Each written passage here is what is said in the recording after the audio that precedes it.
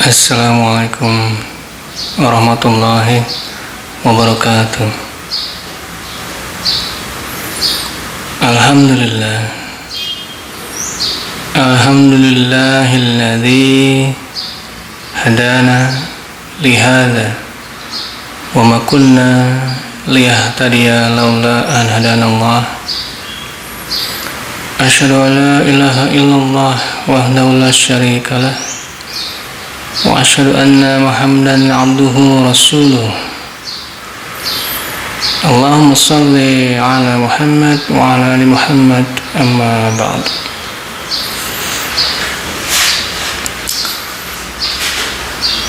Salam jumpa lagi sobat Bumi 5. Gimana kabarnya semuanya? Semoga senantiasa dalam lindungan Allah dan senantiasa dilancarkan segala urusannya ya. Amin. Kita berjumpa lagi di acara Ngobras, yaitu ngobrol santai, di mana kita bisa sedikit membahas beberapa hal gitu ya, dengan cara yang santai dan sederhana gitu. Oke sobat, beberapa waktu lalu, tepatnya tanggal 7 November, itu terjadi satu peristiwa yang bisa dibilang menghebohkan gitu. Menghebohkan karena peristiwa ini setahu saya belum pernah terjadi ya di Indonesia gitu. Yaitu sebuah peristiwa di mana ada seorang anak SMA yang entah bagaimana caranya, entah dari mana dia dapat informasinya, bisa merakit bom lalu meledakkannya pada saat orang-orang tengah melakukan sholat Jumat di dekat sekolahnya. Ini sesuatu yang baru karena pelakunya ini bukan orang dewasa, bukan orang yang berpengalaman, bukan juga anggota TNI, tapi dia adalah pelajar di sekolah yang bersangkutan, di mana bom itu meledak gitu. Nah, ini menjadi satu hal yang cukup mengundang perhatian banyak pihak ya, mengingat ini kasus agak spesial atau istimewa karena yang melakukan ini adalah seorang anak yang masih di bawah umur gitu. Nah itu. Nah, apa yang istimewanya di sini? Dari sumber-sumber yang ada di media itu, beberapa barang buktinya itu menyeratkan sesuatu gitu. Jadi ada sebuah mainan ya, berbentuk senapan gitu, dan senapan ini ditulisi kata-kata atau tokoh-tokoh ya, lebih tepatnya gitu ya, tokoh-tokoh yang mungkin sebagian besar dari kita itu belum pernah mendengar ya. Tokoh-tokoh yang dimaksud ini adalah tokoh-tokoh para pembunuh massal. Beberapa di antaranya itu ada yang membunuh orang-orang di masjid pada saat sholat Jumat juga, itu kalau tidak salah di daerah New Zealand ya itu. Kemudian ada juga tokoh-tokoh lain yang memang ya sobat bisa saksikan sendiri di layar Kak. Tokoh-tokoh ini semuanya berasal dari ras kulit putih, atau mungkin bahasa kita itu ya bisa dibilang orang bule lah gitu ya. Makanya uniknya itu ketika pihak kepolisian menelusuri kasus ini, mereka tidak menemukan keterkaitan antara si pelaku dengan kegiatan teroris di masa lalu. Itu kegiatan teroris di masa lalu itu semuanya itu berafiliasi ke kelompok-kelompok militan Islam. Ya katakanlah ada JAT ya, Jamaah Ansarut Tauhid, Darul Islam, ISIS gitu ya, dan sejenisnya gitu ya. Nah itu, jadi polisi ya masih mendalami perkara ini ya. Apa sebenarnya motif anak ini melakukan pengeboman itu di masjid pada saat orang-orang sedang melaksanakan sholat Jumat gitu. Karena ini sudah pasti narasinya akan berbeda dengan aktivitas teroris di masa lalu. Dengan kata lain, peristiwa ini menjadi babak baru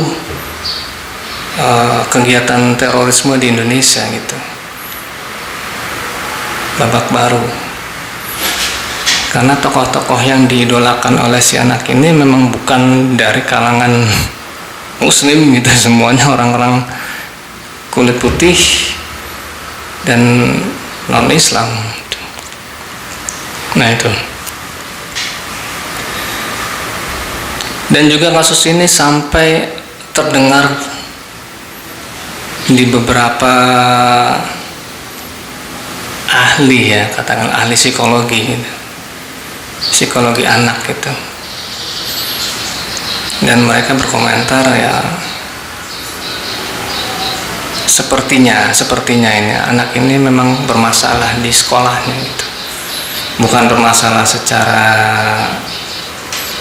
pelajaran atau apa gitu ya, tapi dengan teman-temannya gitu. Ada yang menduga bahwa dia adalah korban bullying gitu. Ada yang menduga bahwa anak ini merasa kesepian, nggak ada yang bisa dibaca, bisa diajak bicara, diajak ngobrol gitu ya. Jadi berbagai spekulasi muncul, namun sampai dengan saat ini ya saya belum bisa mengkonfirmasikan kebenarannya gitu.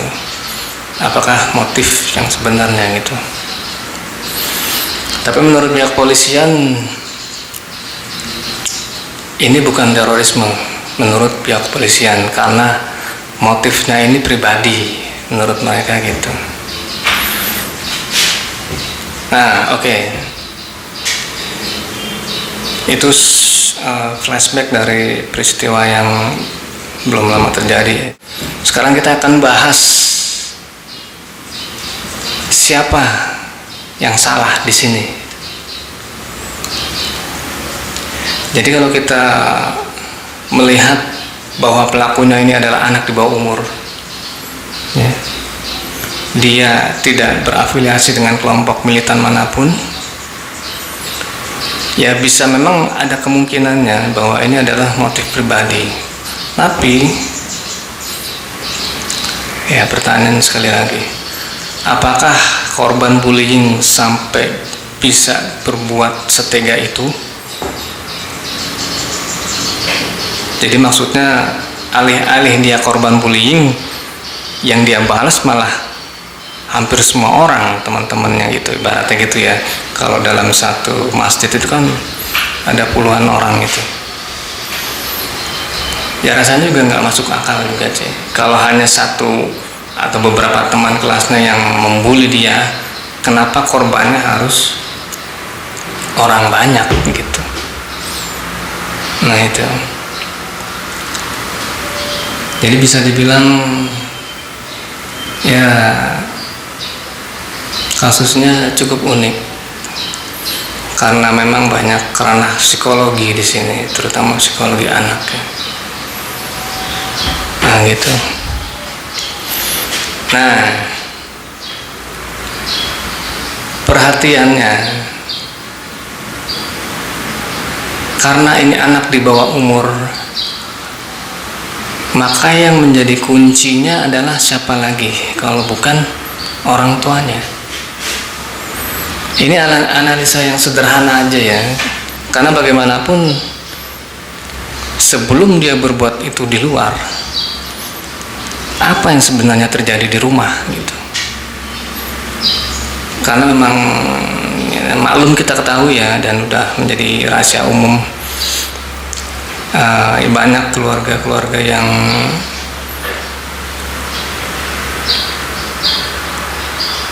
broken, banyak keluarga yang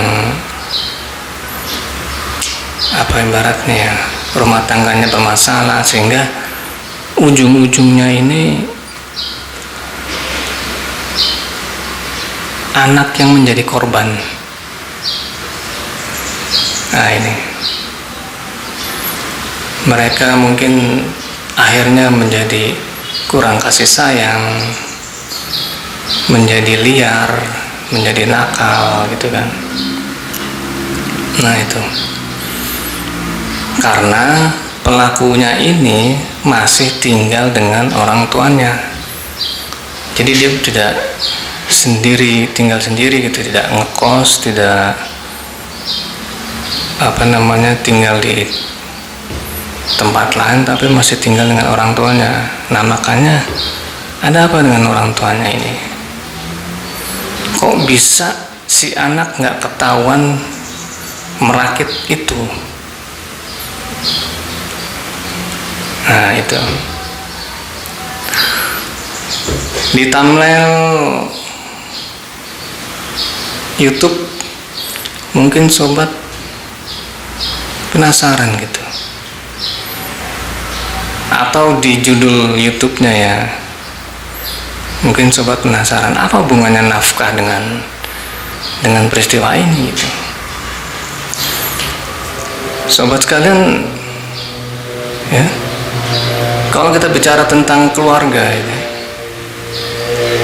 sudah pasti ada beberapa hak dan kewajiban yang harus ditunaikan oleh entah ayah, entah ibu, atau suami kepada istri, istri kepada suami, ayah kepada istri dan anaknya gitu kan. Itu ada beberapa kewajiban-kewajiban yang memang harus ditunaikan gitu. Jika kewajiban itu tidak ditunaikan, maka tentunya akan ada satu masalah di kemudian hari. Itu udah pasti ya. Jika hak dan kewajiban itu tidak dipenuhi, sudah dipastikan akan ada masalah di kemudian hari. Perlu kita ketahui bahwa nafkah itu secara umum bagi dua, yaitu nafkah lahir dan nafkah batin. Nafkah lahir juga terbagi lagi kepada beberapa macam ya. Yang umum kita kenal adalah sandang, pangan, dan papan gitu. Sandang ini berupa pakaian. Jadi orang tua wajib menafkahi anak dalam hal penampilannya atau pakaiannya lah minimal gitu. Karena pakaian itu kan memang pertama fungsinya menutup aurat, yang kedua ya fungsinya untuk menahan panas dan dingin, dan yang ketiga fungsinya juga untuk ibadah, karena ibadah syarat wajibnya adalah berpakaian gitu. Sandang, Kemudian pangan makanan, ya kan. Orang tua wajib menafkahi anak dalam hal makan dan minumnya gitu. Lalu ada lagi papan di sini artinya rumah atau tempat tinggal. Orang tua wajib menafkahi anak dan istrinya dalam masalah tempat tinggal, karena tempat tinggal ini adalah vital ya. Tempat tinggal ini ya fungsinya tempat kita berlindung dari panas dan hujan, dinginnya malam, panasnya siang, ya kan. Ya begitu. Karena kita adalah manusia, makhluk yang bermakom.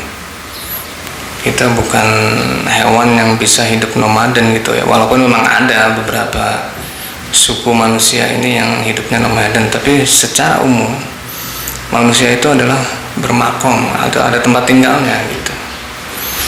Walaupun tempat tinggalnya sederhana, tapi tetap disebut tempat tinggal.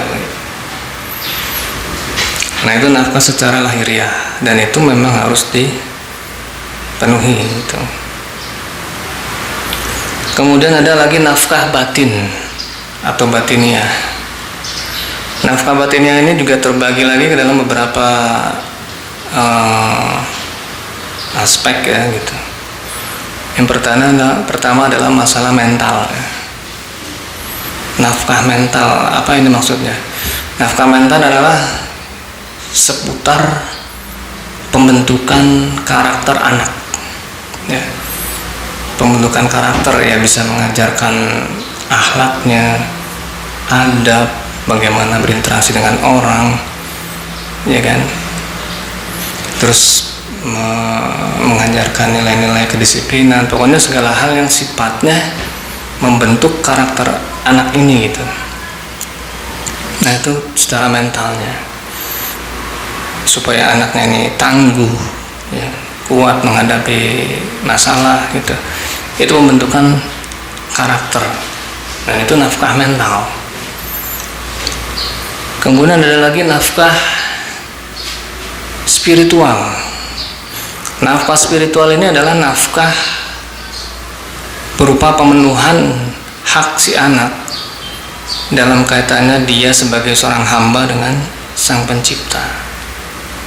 Nafkah spiritual ini lebih banyak kepada ranah ibadah gitu ya, karena ini hubungannya antara si anak dengan Sang Pencipta, atau seorang hamba dengan Sang Khalik secara umum gitu. Nah itu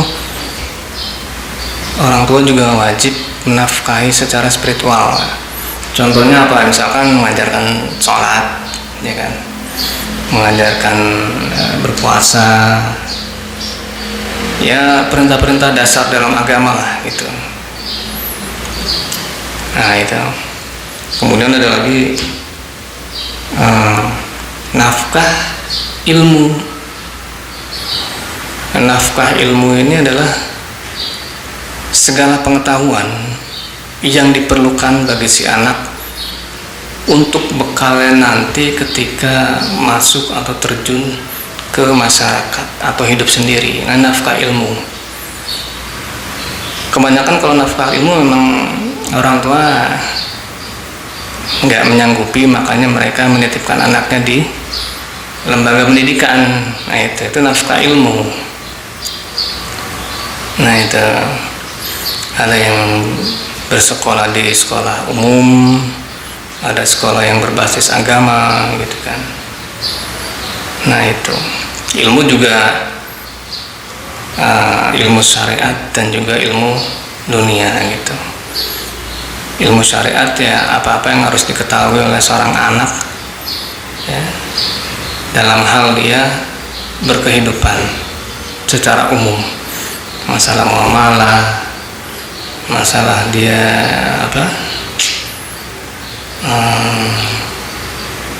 di seputar ekonomi juga syariat juga banyak mengajarkan banyak hal gitu.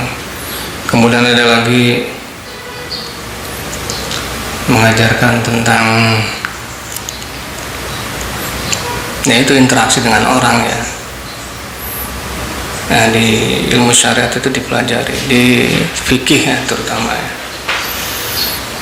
Kemudian ilmu dunia ini ya yang ilmu selain daripada ilmu syariat gitu. Ini juga menjadi bekal bagi si anak ketika nanti dia akan menjalani hidup sendiri, nafkah ilmu. Nah, sekarang yang jadi permasalahan adalah kalau kita melihat dari kasus pemboman ini ya, yang dilakukan oleh seorang anak, seorang bocah gitu. Sekarang sudah bisa ketahuan apa penyebabnya gitu. Ya. Karena menurut kabar yang ada di media itu bahwa si anak ini merasa kesepian. Berarti kita bicara tentang faktor psikologis. Kalau nafkah lahir si anak sudah tercukupi, ya. Bisa makan, bisa minum, punya tempat tinggal, ya kan, punya pakaian, tercukupi deh oleh orang tuanya. Nah, di nafkah batin ini ada yang kosong, ya. Kalau menyangkut masalah nafkah ilmu, orang tuanya bisa menitipkan dia ke sekolah. Nafkah spiritual, ya kita nggak tahu ya. Mungkin dia juga menitipkan juga gitu. Karena di sekolah umum juga ada pelajaran agama gitu. Nafkah mentalnya ini yang si anak nggak mendapatkan. Ya. Jadi si ayah ini melupakan nafkah mental yang sangat erat hubungannya dengan psikologis. Selain pembentukan karakter, nafkah mental juga sebagai bentuk kepedulian orang tua kepada anaknya. Karena nafkah mental juga termasuk membimbing, memberikan bimbingan, memberikan pengayoman, nasihat-nasihat. Itu kan fungsi orang tua itu. Nah, fungsi ini barangkali tidak didapat oleh si anak, sehingga pada saat anak dapat masalah di sekolah, dia tidak tahu harus bicara dengan siapa karena dia tidak mendapatkan hak nafkah mentalnya kepada orang tua. Nah, gitu. Dan menurut kabar dari kepolisian bahwa si anak ini telah melakukan atau mulai riset ya di internet itu sejak awal tahun 2025. Sekarang udah November, berarti udah kurang lebih 10 bulan untuk dia menyiapkan sampai ya terjadi peledakan ini ya gitu. Nah itu.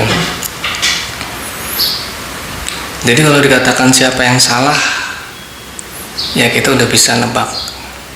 Karena si anak masih di bawah tanggung jawab orang tuanya, maka orang tuanya lah yang semestinya dipertanyakan perannya gitu. Di mana nih anak bisa begini? Padahal masih tinggal satu rumah gitu.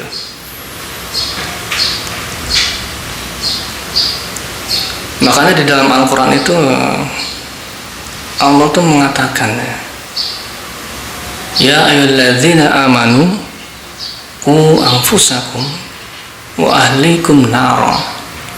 Wahai orang-orang yang beriman, jagalah dirimu dan keluargamu dari api neraka.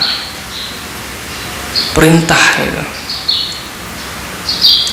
Perintah ini memang tidak spesifik ditujukan kepada sang ayah ya, karena yang subjek daripada pembicaraan ini adalah orang-orang beriman. Jadi orang-orang beriman siapapun dia, entah laki atau perempuan, yang kebetulan mempunyai tanggung jawab atau mempunyai tanggungan berupa keluarganya, dia mempunyai kewajiban untuk melindungi keluarganya dari api neraka. Dengan cara bagaimana? Dengan cara menjauhkan keluarganya dari hal-hal yang dibenci, dilarang, dan diharamkan oleh Allah. Nah itu. Kalau sampai si anak bisa melakukan sesuatu yang dibenci oleh Allah karena perbuatan pengaboman ini, ya, kalau misalkan kita renungi, ini kan korbannya pasti ya bu, orang yang nggak bersalah, yang nggak tahu apa-apa gitu. Di dalam Al-Quran jelas bahwa digambarkan, ya, barang siapa yang membunuh seorang mukmin, ya, tanpa ada dasar, maka baginya adalah neraka jahanam. Membunuh seorang mukmin tanpa dasar itu ya tanpa bersalah, maka baginya adalah neraka jahanam. Udah, itu apa namanya, satu statement dari Allah yang cukup jelas. Ya, nyawa itu adalah sesuatu yang sangat berarti, ya, tidak boleh disia-siakan, juga tidak boleh dipermainkan apa namanya secara batil atau tanpa apa ibaratnya ya, tanpa dipikir-pikir gitu. Jadi kalau ada sesuatu yang berkaitan dengan nyawa, itu udah mesti hati-hati deh gitu. Karena Allah dengan tegas ya seperti itu. Barang siapa yang membunuh mukmin dengan sengaja, maka seolah-olah ia membunuh seluruh manusia. Bayangin. Itu juga di dalam ayat lain Allah mengatakan seperti itu. Barang siapa membunuh mukmin dengan sengaja, maka seolah-olah ia membunuh manusia seluruhnya. Ya. Barang siapa yang membunuh mukmin tanpa alasan yang benar, maka baginya adalah neraka jahanam. Itu udah cukup jelas ayat itu. Nah, si ayah punya peran bagaimana keluarganya jangan sampai berbuat seperti itu. Nah, itulah.